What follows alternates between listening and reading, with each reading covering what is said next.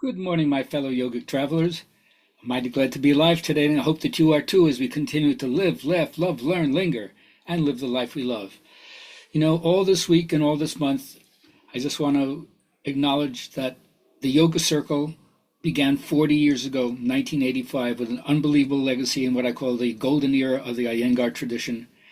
And I want to personally thank the other four teachers who were the people who helped start the first Iyengar Center in Chicago, and we hit the ground running. So thanks to Bea Briggs, my original partner, Judy Landecker, my first Iyengar teacher here in Chicago, and Kathleen Wright and Cheryl Henley for helping to get it going and doing such wonderful work and bringing such beautiful people in and out of our lives for over 3 decades before we shut it down. I also want to give a nod to Peter Nicholson, who took over the remnants of the Yoga Circle and opened up Yoga Horizons. So for those of you in Chicago, out in Ravenswood, go check it out. There's still a legitimate place to go and find really competent teachers who are certified in the tradition. So that being said, I'm so grateful for all of that. And anybody has any memories of that you want to share with me? There's a lot of people out there and a lot of teachers who weren't Iyengar who came through our system and got training and helped us out. So thank you all, and I'll be talking more about it during this week. All right, it's Monday, so that's Poem Day. Guess what? Jalaluddin Rumi called Having Nothing. Whatever comes from a need, a distress, a hurting want. Mary's pain made baby Jesus. Her womb opened its lips and spoke the word. Every part of you is a secret language. Your hands and your feet say what you've done. Every need brings in what's needed. Pain bears its cure like a child. Having nothing produces provisions. Ask a difficult question and the marvelous answer appears. Build a ship and there'll be water to float it. The tender-throated infant cries and milk drips from the mother's breast. Be thirsty for the ultimate water, then be ready for what will come pouring forth from the spring. New organs of perception come about by necessity. So increase your need if you want to increase your perception. Because if you don't think you need to see more than you currently do, chances are you probably won't. All right, so for my journaling friends, name a few people living or dead who you think of as creative. And then how are you like them? So find that resonance, recognize who are those people who represent for you the ideal of bringing that artistic vision, homo aestheticus, the human, the beautifier, and then how are you like them? See if that'll give you a little extra rocket boost to bring the good things you have within you into the world. Now, my teacher says be sustained and persistent in your practice. Anyone can make this journey, and you can meet whatever challenge you have to face. What was good for the masters is good enough for us. And that's the path I'm following. It may start as a private enterprise, just your own personal growth, all about me, even if you have to kind of auto-anesthetize yourself against the crazy stuff in the world.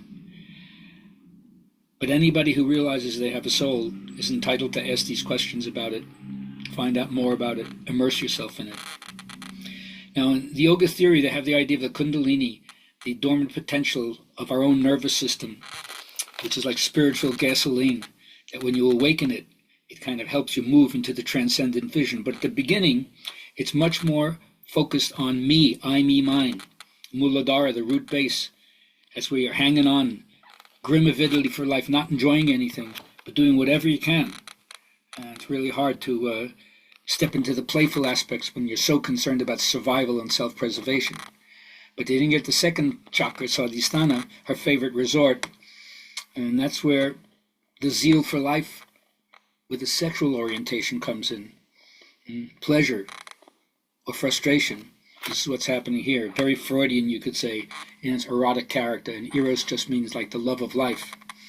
And then you get to the third one, Manipura, the city of the shining jewel. That's where your will to power is. This is like your Adlerian center. And it's where you want to win everything, incorporate everything, engulf everything, and turn it into yourself. So you can see why these are called the lower chakras, because they're so self-centered. This is where you're just like the animals. You just want to stay alive, reproduce, and then conquer your territory, turning everything into yourself. You'll see next day or two we'll discuss the other four chakras as we start to move up with consciousness and not be living a life where it's all about me.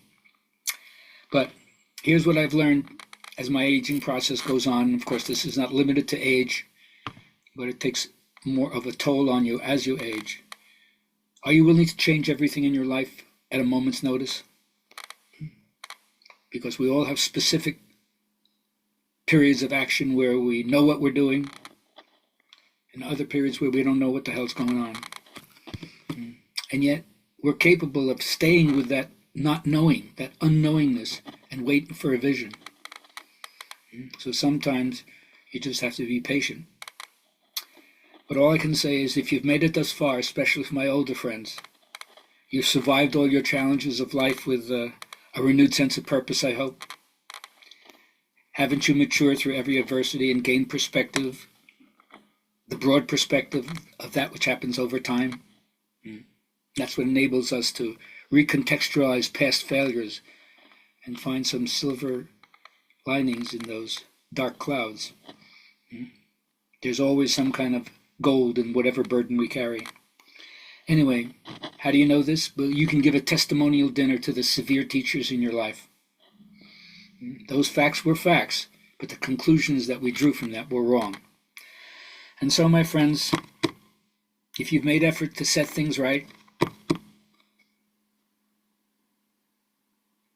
and things haven't been set right, well, the reason is you're probably tampering with the symptoms and leaving your mind, the real cause of the trouble, untouched.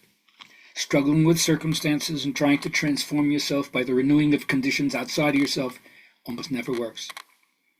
Whereas the law says transform yourself by the renewing of your own mind, because thought is the only cause. I hope you take the trouble to find this out, because if you do, you'll realize you get to choose how you vibrate. Exercise your thinking and deliberately choose, and then let the law of attraction be your ally and manage everything from there. So I hope that you all rendezvous what is active within you in the most beautiful sense, and then live with that excited anticipation of how you expect things to go your way, and see how often they will. Have a great day.